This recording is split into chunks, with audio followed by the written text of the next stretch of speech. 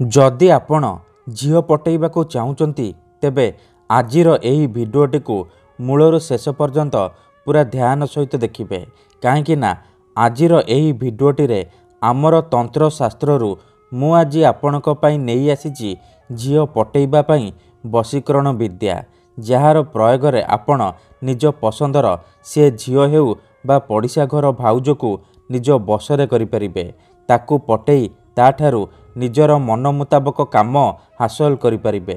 आज्ञा हाँ आपण समस्तंकर इच्छा थिबो केउ ना केउ झील बा विवाहिता नारी को पटेइबा पई ताकू निज बसरे करी ताठारू निजर मन मुताबक काम हासिल करिबा पई किंतु ये एते सहज नुहे। एथिपई आज मु आपनकु शिखेइबी नारी मोहिनी गुप्त वशीकरण विद्या। एही वशीकरण एते शक्तिशाली कि जेउ झील बा विवाहिता नारी उपरे आपण एही वशीकरण को मात्र गोटिए थर प्रयोग करिदेबे सीए सेही समय ठारू आपणकर बसर होइजिबो आपणक प्रेमरे दीवानी होइजिबो पागेली परी आपणकु भल पाइबो।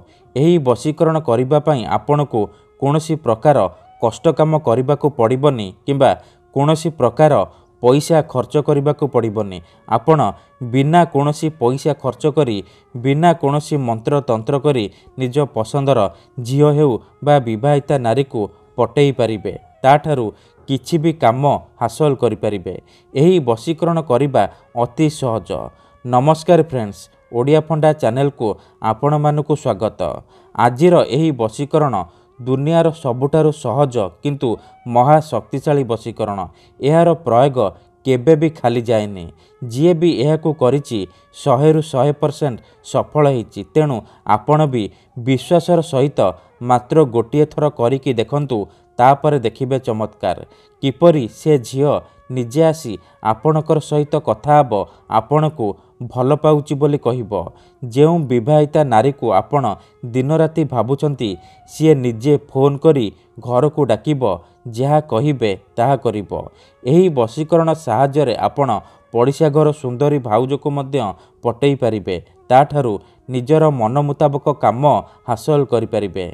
सासु नणंद दियर भाउज काहाकू भी निज बसरे करी ताठारू निजर मन मुताबक काम हासिल करि पारिबे। किंबा जदि केउ झील आपणकू धोखा देइछि आपणकू छाड़ी पळैछि आपणक नंबर ब्लॉक करि देइछि अन्य काहा सहित कथा हेउछि अन्य काहाकू भल पाउछि आउ आपण से झील को फेरी पाइबाकू चाहूचंती तेबे मात्र थरे एही उपाय को करिकि देखंतु। ग्यारंटी देउछि से झील जेते दूर रे थिले मध्य निजे आसीबो आपणकर पाद तळे पड़िबो आपणकू भल पाउछि बोली कहिबो।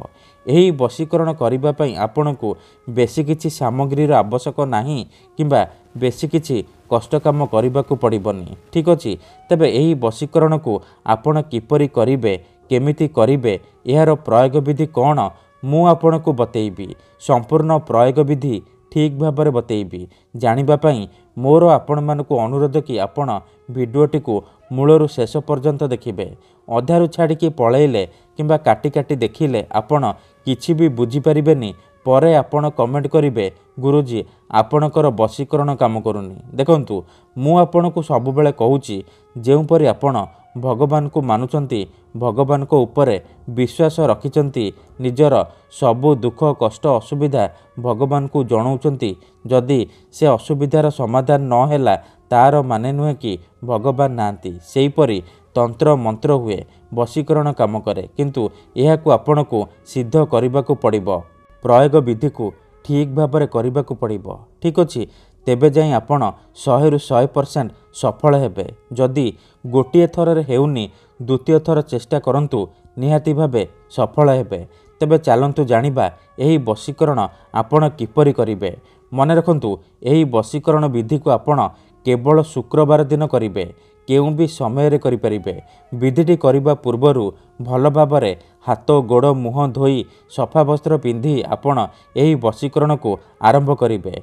एही वशीकरण करिबा पई आपणकू किछि सामग्री दरकार जेमिति कि गोटिए ओस्तपत्र कला रंगर कलम अल्प टिके लाल सिंदूर 2टा लवंग आउ अल्प टिके अरुआ चाउल एतिकी जिनिष आनी सारिबा परे आपण निज घरे कोनोसी एक जगार ଚୁପଚାପ ବସି ପଡ଼ିବେ, ଯେମିତି ଆପଣଙ୍କୁ କେହି ଦେଖିବେନି କିମ୍ବା ଅଧାରୁ ଡାକିବେନି।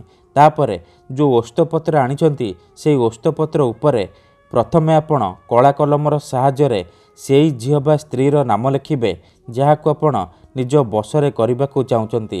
ତା ତଳେ ଆପଣ ନିଜର ନାମ ଲେଖିବେ।